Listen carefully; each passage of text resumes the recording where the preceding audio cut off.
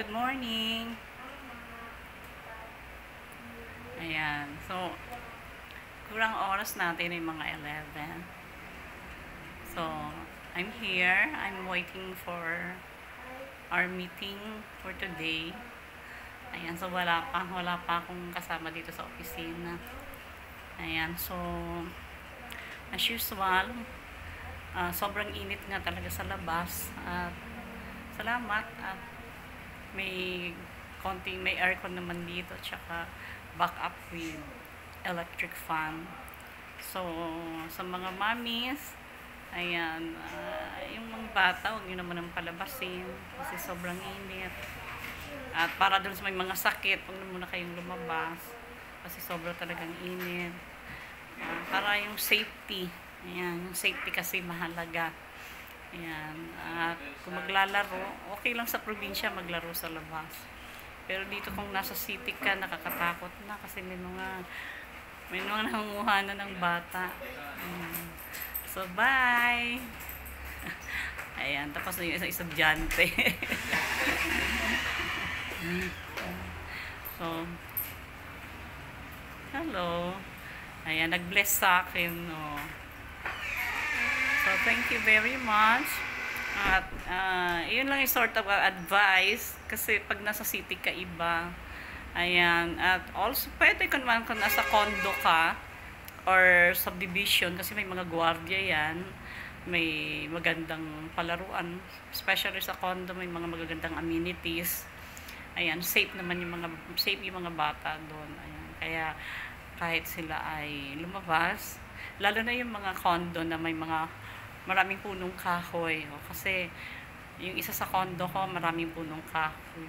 Kaya, okay lang na lumabas. At para naman dun sa yung mga nangungupahan. Ayan, nangungupahan sa condo. Much better, di ba? Yung iba, kahit medyo may kamahalan yung upa, okay lang sa kanilang. Mahalaga safe sila at safe din yung mga anak nila. Ayan. So, thank you sa mga follower ko. Thank you. At medyo mabalik na yung lakas ko. Namimiss ko yung live. Ayan.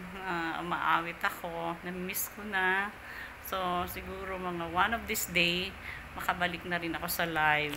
So, thank you very much. At kahit nga ito ganito, this is for my dialysis, I make sure na pretty pa rin ako, and yung parang ano ka pa rin, sa loob maayos, ayan, di ba? Yung parang you feel pretty and you look pretty. Nag-add kasi yun ng positive energy. Kaya sa mga parehas kong nagda-dialysis, I am encouraging you na mag-ayos kayo. Ayan, mag-ayos kayo. Make yourself ayos, presentable. Ayan, kasi pag may sakit ka, tapos parang mukha na ka talaga may sakit.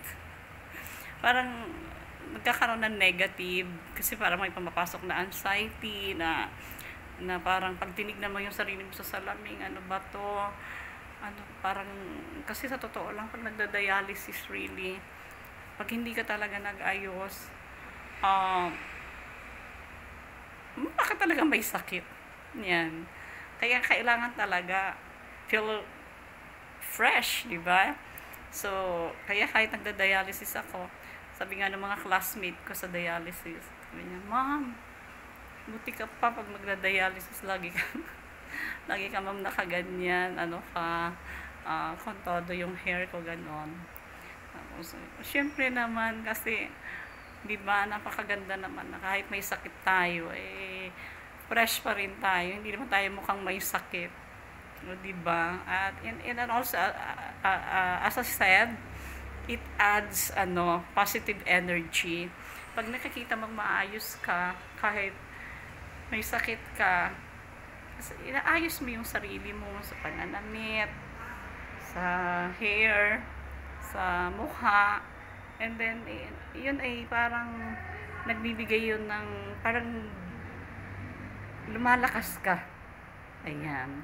So, salamat sa inyo kasi sinusubaybayan niyo pa rin ako.